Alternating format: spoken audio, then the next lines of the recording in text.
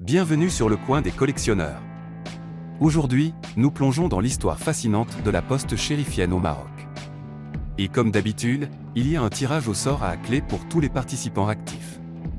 Laissez un commentaire en répondant à la question à la fin de la vidéo pour avoir une chance de gagner la deuxième série de timbres chérifiens de 1913 dans notre tirage mensuel.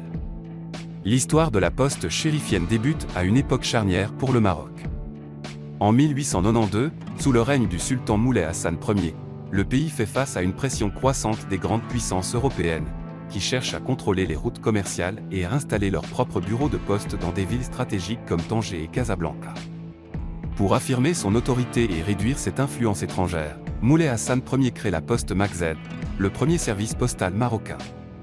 Un décret fut promulgué en novembre 1892 pour instaurer un réseau postal qui reliait 13 villes majeures du Maroc, telles que Fès, Tanger, Rabat, Casablanca et Mogador, l'actuel Essaouira. Le transport du courrier était assuré par des récasses, ces messagers courageux qui parcouraient de longues distances à pied pour acheminer les lettres et les documents à travers des paysages parfois difficiles. Chaque lettre envoyée via la poste Magzen était marquée par des cachets spécifiques, appelés cachets Magzen. Ces cachets étaient essentiels pour l'authentification du courrier et il en existait deux types, les cachets octogonaux pour les lettres privées et commerciales, et cachets ronds pour les courriers administratifs.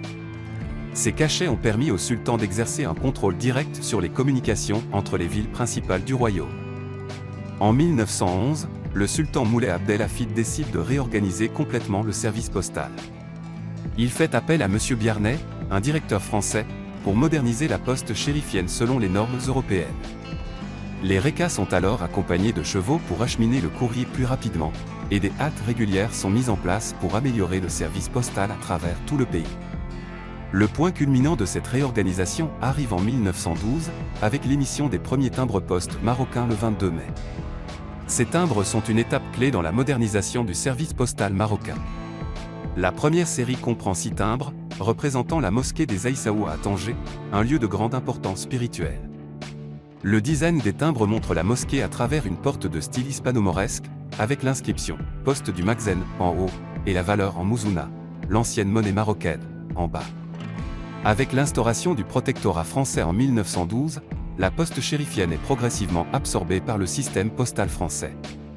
En octobre 1913, les deux systèmes fusionnent, mettant fin à l'indépendance de la poste chérifienne. Malgré cette fusion, elle reste un symbole fort de la résistance du Maroc face à l'influence étrangère, et un jalon dans la modernisation des infrastructures du pays. Aujourd'hui, les cachets Magzen et les timbres chérifiens sont des pièces de collection recherchées dans le monde entier. Ils témoignent de l'histoire du Maroc et de son combat pour préserver son indépendance face aux puissances étrangères. Ces objets philatéliques sont des fragments de l'histoire et font partie du patrimoine culturel marocain. Merci d'avoir regardé cette vidéo. Si vous avez aimé, n'oubliez pas de vous abonner pour ne pas manquer aux prochaines vidéos sur les collections et l'histoire fascinante des objets de collection. En vous abonnant et en laissant un commentaire, vous participez au tirage mensuel pour gagner la deuxième série de timbres chérifiens de 1913. Et maintenant, la question pour participer au tirage au sort, quelle est la date de la fusion de la poste chérifienne avec la poste française? Répondez en commentaire pour avoir une chance de gagner. Restez avec nous pour plus d'histoires passionnantes sur le coin des collectionneurs.